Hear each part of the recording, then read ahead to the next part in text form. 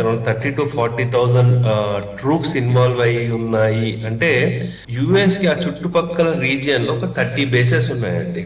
Okay. Especially Kuwait లో ఆ, ఒక 13,500 ట్రూప్స్ వరకు ఉన్నాయి. ఖతార్ లో 10,000 వరకు ఉన్న ట్రూప్స్, బహ్రెయిన్ లో ఉన్నారు, యుఏఈ లో ఉన్నారు, జార్డన్ లో ఉన్నారు, ఈవెన్ ఇరాక్ అండ్ సిరియాలో కూడా ఉన్నారు. సో అందు గురించి నేను చెప్పింది ఏంటంటే దే ఆర్ రెడీ. అంటే ఎక్కడ మళ్ళీ అక్కడ యుఎస్ నుంచి ఇక్కడ రావాల్సిన అవసరం లేదు. They are ready as and when call comes within hours they can deploy అనమాట. సో అయితే ఇంకా మనం చూసుకోవాల్సింది ఏంటంటే this is not going to be a long term war. వాళ్ళు ఏదో 10 to 15 days వార్ చేసేసి త్వరగా ఎండ్ చేద్దామని అనుకుంటున్నారు. కానీ అది కూడా అవుతుందా లేదా అనేది ఒక డౌట్ ఉంది.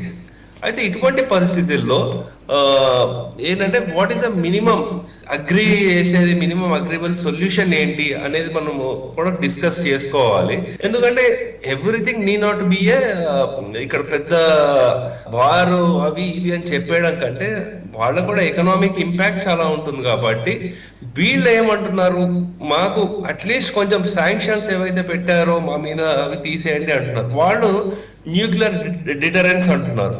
సో అందు గురించి అక్కడి నుంచి ఒక్కొక్కటి చిన్న చిన్న స్టెప్స్ తీసుకుంటూ ఏదైనా ఒక సొల్యూషన్ వచ్చే అవకాశం కూడా ఉందండి.